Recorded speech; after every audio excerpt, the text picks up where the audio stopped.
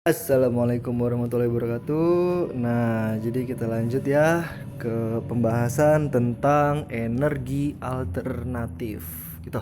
Jadi apa sih sebenarnya yang disebut sama energi alternatif? Energi alternatif adalah energi yang digunakan sebagai pengganti dari energi konvensional.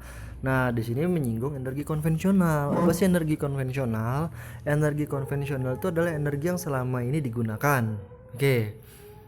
Sedangkan energi alternatif berarti adalah energi yang memang dia belum pernah digunakan sebelumnya gitu ya, dari zaman dulu belum pernah digunakan dan sekarang baru mulai digunakan. Oke. Nah, energi alternatif itu disebut juga terbagi menjadi dua gitu ya. Ada energi baru, ada energi terbarukan. Yang dengan demikian energi alternatif juga bisa disebut sebagai energi baru dan terbarukan.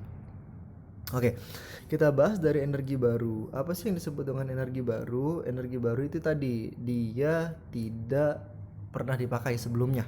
Nah, itu namanya energi baru. Nah, ini contohnya ya. Ada batu bara tercairkan, ada gas metana batu bara, ada batu bara tergaskan, nuklir, hidrogen, itu semua baru. Selama ini batu bara wujudnya padat tapi diubah jadi cair gitu kan ya. Dia sebagai energi alternatif, dia sebagai energi yang baru gitu. Terbarukan nggak? Enggak, karena kenapa? Batu bara itu tetap butuh waktu ribuan tahun, bahkan jutaan tahun untuk pembentukannya. Jadi makanya tidak terbarukan. Tapi energi baru, iya, dia termasuk energi baru. Nah, kemudian ada lagi yang disebut dengan energi terbarukan, yang baru dan terbarukan gitu loh. Nah, nah ini contohnya adalah energi panas bumi atau geothermal gitu kan.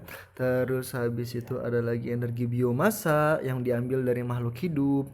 Kemudian ada lagi aliran air, ada lagi sinar matahari, ada lagi angin, gelombang laut. Nah, itu semua adalah energi yang baru dan terbarukan.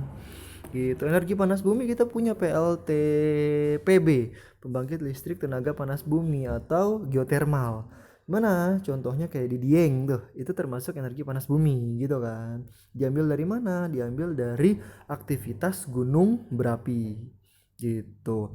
Kemudian energi biomasa juga ada banyak, ada biobriket, ada bioetanol, ada macam-macam, itu energi biomasa. Nah, kemudian kalau di Indonesia ada istilahnya adalah PLTBM, pembangkit listrik tenaga biomasa. Nah, seperti itu. Kemudian ada lagi aliran air ya. Aliran air ini PLTA, pembangkit listrik tenaga air. Banyak di mana-mana deh. Tapi yang digunakan adalah intinya air yang mengalir. Air yang mengalir otomatis akan sangat tepat ketika PLTA ini berada pada suatu daerah yang memiliki aliran air yang deras. Karena dengan aliran air yang deras kemudian akan memutar turbin dan akhirnya diubah jadi energi listrik. Seperti itu. Kemudian ada lagi PLTS, pembangkit listrik tenaga surya, sinar matahari, solar cell. Ini banyak ya, kayak misalnya jam lagi, maksudnya adalah lampu jalan.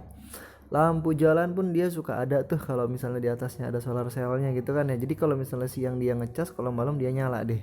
Gitu ya. Nah, untuk yang lebih dekat lagi dengan kehidupan kita, misalnya ada rumah kemudian atapnya dipakai genteng solar cell yang gunanya adalah untuk mengurangi pemakaian listrik dari PLN. Jadi dia ngambil langsung tenaga matahari diubah jadi listrik. Bisa nggak? Bisa.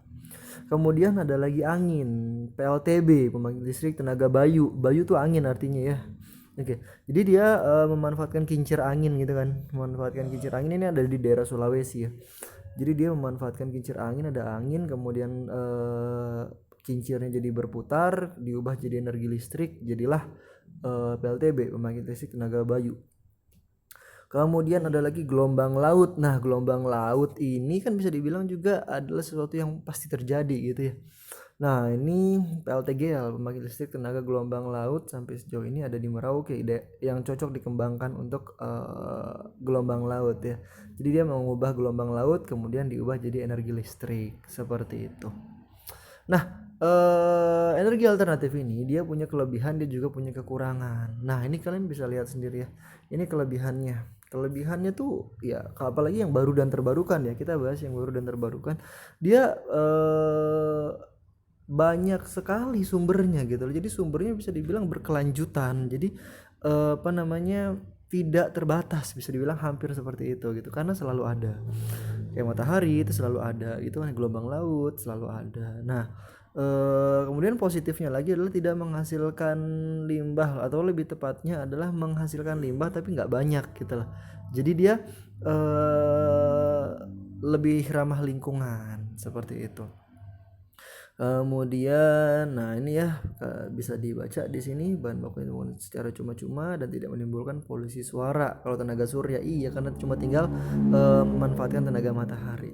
Tapi minusnya adalah, nah ini mahal, biayanya mahal, ya, biayanya mahal. Kemudian bisa juga dibilang kurang efisien, investasi besar tapi manfaat yang didapat kecil, kayak tenaga surya dan angin gitu kan. Nah, kemudian sangat bergantung pada kondisi cuaca. Eh, Angin, tenaga surya itu sangat bergantung pada kondisi cuaca. Jadi begitulah plus minus dari energi alternatif. Mudah-mudahan bermanfaat. Assalamualaikum warahmatullahi wabarakatuh.